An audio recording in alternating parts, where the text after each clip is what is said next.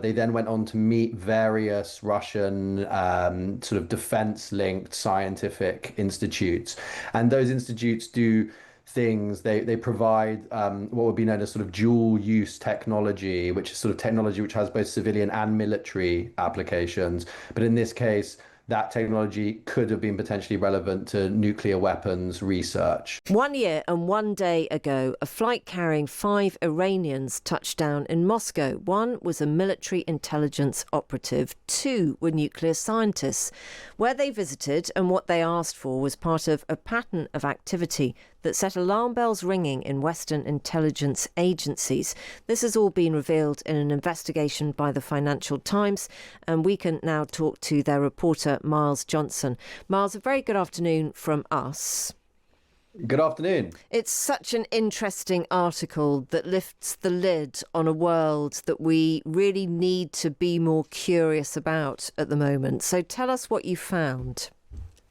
Well, thank you. So what we found is we uncovered this delegation of Iranian citizens who flew into Moscow around a year ago. And they flew in ostensibly as civilians working for a sort of consulting technology transfer company. So it sort of just looked like fairly regular travel. But in fact, they actually traveled on diplomatic service passports, and they weren't actually who they sort of said they were, because they weren't actually working for that company at all.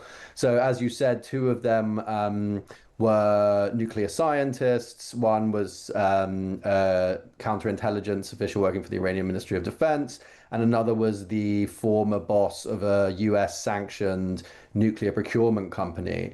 And when they were in Russia, they had been sort of invited in this quite sort of covert but highly organized and sort of state-backed sort of way, where they then went on to meet various Russian sort of defense-linked scientific institutes. And those institutes do things, they provide what would be known as sort of dual use technology, which is sort of technology which has both civilian and military applications. But in this case, that technology could have been potentially relevant to nuclear weapons research. And so this trip is sort of part of this pattern of behavior, which is quite difficult to sort of pin down, because it's really a question of intent, in the sense of what our article is not saying is that we have evidence that Iran was actively building a nuclear weapon. But what we are saying is that this is a highly suspicious sort of trip by the sort of people who traveled, the way they traveled, the people they met, because they were all tied to this sort of entity in Iran called the SPND, which is sanctioned by the US, UK, and EU. And that is a sort of military research institute, which is, according to the United States, the successor organization to Iran's past secret nuclear weapons program. Right. So all of that is quite sort of, yes, it's something which is sort of important to interpret correctly. Absolutely. So our eyebrows are allowed to be raised a little high in our foreheads at all of this. But the basic premise as well is that you should be suspicious if ostensibly friendly countries are sending people in but keeping their identities secret. I mean, that does seem to be quite odd. Yes, it is exactly. It's the sort of means and mode of this delegation traveling there. And we also uncovered that the company which arranged this delegation later, well, it made this request of radioactive isotopes to a Russian company, and some of those isotopes are sort of very strongly controlled under sort of non-proliferation rules. And so again, it sort of is this pattern of behavior. And really, it comes down to this question, which is a question which is often, oversimplified, and the nuances are lost in the sort of debates over the Iranian nuclear program, is what actually constitutes a nuclear program, and at what point is this sort of activity a signal of intent?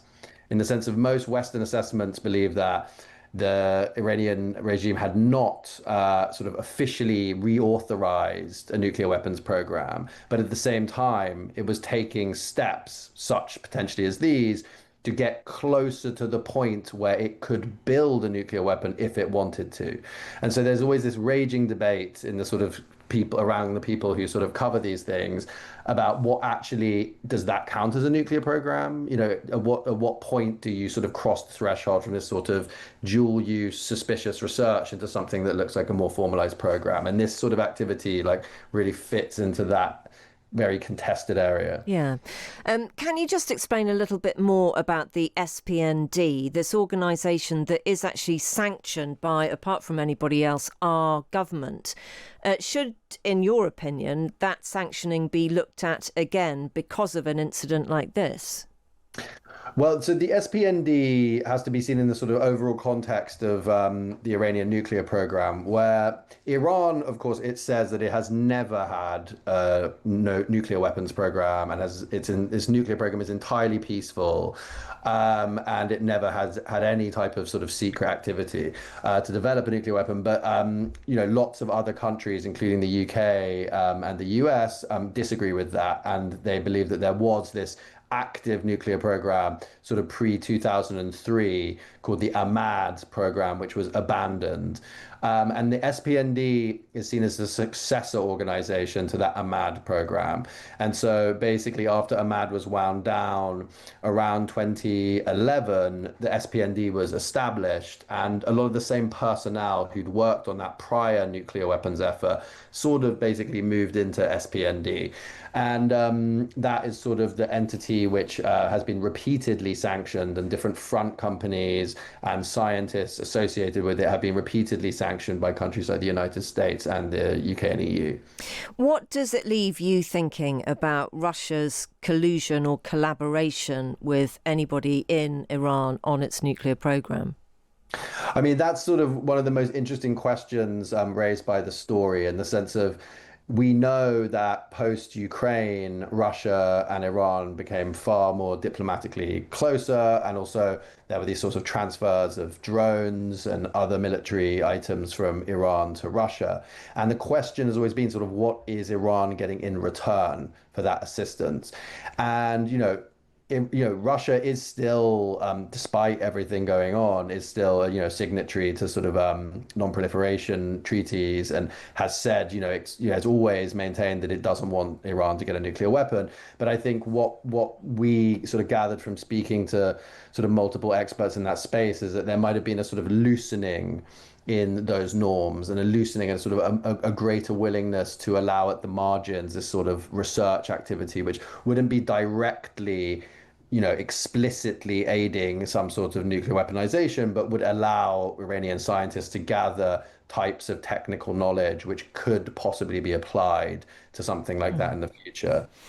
Is this information very difficult to get hold of? And you could understand why maybe your answer to that question is no, because actually, in terms of the propaganda machine for both Iran and Russia, it would suit both of those countries, wouldn't it? For us to believe that they were really more advanced than sometimes we give them credit for or are fearful of in terms of a nuclear program. I think the sort of the difficulty in a story like this is, there are two stages to it. There's obviously getting the information and confirming the information, but then there's sort of the assessment of that information and trying to really understand and be very careful with what that actually means. And I think, one analogy which sort of me and my colleagues have discussed is, it's sort of what are they actually doing? And, this sort of question of is this a nuclear program? What counts as a nuclear program? I think, the analogy we used is that, the way this has always been framed is that the political leadership in Iran hasn't made a decision to build a nuclear weapon. But that doesn't mean that there are scientists or entities such as SPND which are doing the work to prepare in case that decision comes in the future. So it's a little bit like if you were a chef for a billionaire and you thought there's a possibility that the billionaire would come home that evening and want pizza for supper, and you don't want to be caught having no dough, no tomatoes, no mozzarella. So you need to gather all of the ingredients to make that pizza and warm up the oven in case the order comes in, for dinner, I want pizza, because you obviously don't want to have said, oh, I'm really sorry, I don't have anything. And so to what extent then, to extend that analogy, is that a plan to make pizza? Has a decision been made yet to make pizza? And people can argue endlessly and endlessly about to what extent is this activity showing that there is an active plan, or if it's just sort of preparation on the side. And these are the questions that really get to the heart of the sort of debates which have occurred inside governments, in the West for a long time, about what this sort of activity, like this trip to Russia, actually means, and how close it shows that Iran would be to some form of nuclear breakout. Well, it's a fascinating read and brilliant analogy, by the way. I like that very much. And you're absolutely right. You don't want to be the one who says, nope, we're all out of reactors tonight. That is Miles Johnson. You could read all about that in the Financial Times. We live in dangerous times, don't we? Yes. I can't think of anything more positive to say. No, I think just the affirmative there. It works for me, Joan.